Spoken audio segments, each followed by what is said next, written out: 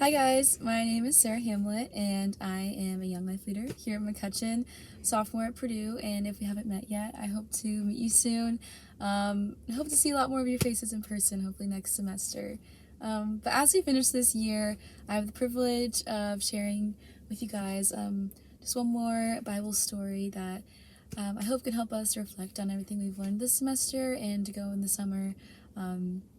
Just knowing more about Jesus and hopefully being able to pursue that relationship a little bit more. So I'm just gonna be heading into John chapter 15 if you guys want to follow along. And we'll be going through verses 1 through 5. Before I read it, I'm just going to preface this is Jesus talking to his disciples.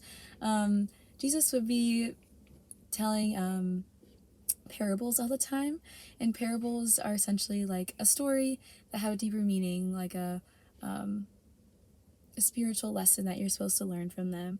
This is often how Jesus spoke, so this is just another one of his stories that he was telling to teach his disciples a lesson, and it's a lesson that we can learn from today as well. So I'm just going to go ahead and read the passage real quick, and then we'll reflect on what it means.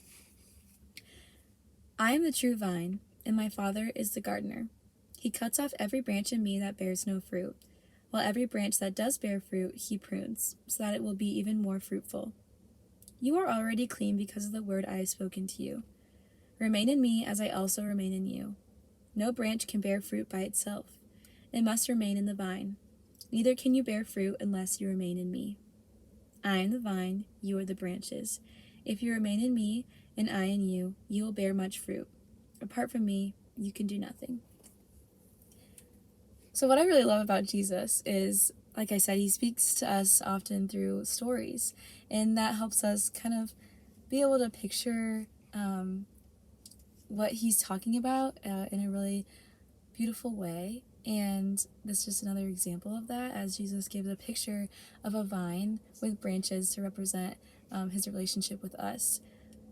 So like I said, he uses this kind of personification or simile or metaphor, whatever you want to call it, to Jesus being the vine. As you see in verse 1, he says, I am the true vine and my Father is the gardener. So when you picture a vine with branches, Jesus would be represented by the vine, which is kind of where all the life comes from, all the nutrients, what the branches branch off from and depend on. And we, as followers of Jesus, are branches, and God is that gardener that keeps the plant alive and bearing the most fruit possible. So as it is springtime, you guys can see all around you a reminder of what it looks like when a plant bears fruit. The flowers, the leaves, everything's coming back to life, and that's because of those branches getting life from the root of the tree or the stem of the flower.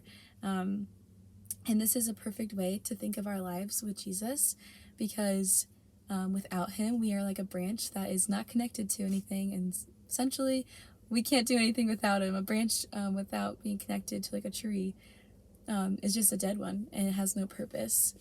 So as followers of Christ, when we don't have Jesus, we have no purpose. And I think this is just a great way to remember that, because like it says in verse 5, it says, I am the vine, you are the branches. If you remain in me and I in you, you will bear much fruit. Apart from me, you can do nothing. And I think this is kind of the big lesson of this passage, is that without Jesus, we really can't do anything. And when we live a life that bears fruit, that means that we are furthering God's kingdom. That's why it says that if a branch does not bear fruit, he will cut it off, and a branch that does bear fruit, he prunes so that it will bear even more fruit. So God, being the gardener, does what he can to make our relationship with Jesus, our life, the most fruitful. And he does this through pruning and taking away anything that doesn't have any purpose and is not Christ-centered. So when we think of things in our life that are challenging, or when sometimes things are taken away from us that we don't understand at first, but later on makes sense, like that is God pruning our life so that we can be completely focused on Him and fully dependent on Him and bearing as much fruit as we can.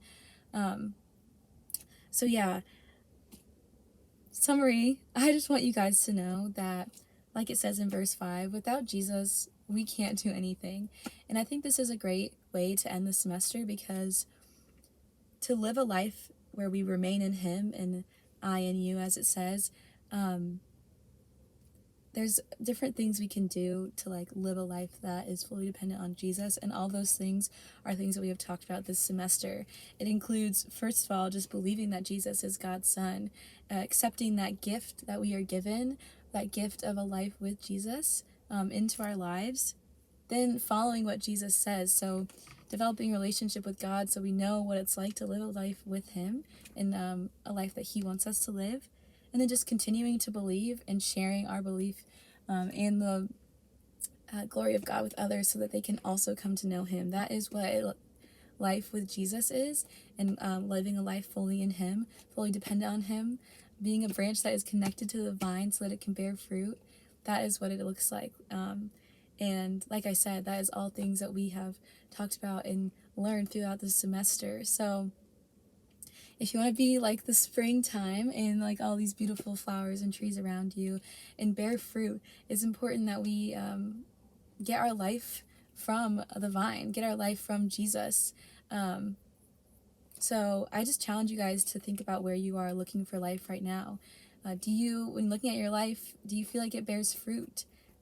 Because if we're not looking for life in Jesus, we can't be bearing any fruit, because He is the one source that we need and that we can depend on. So if you're not looking for life through Him, maybe we can figure out what that is so we can prune that out of our lives, so we can get it out, so we can be a branch with purpose and be fruitful.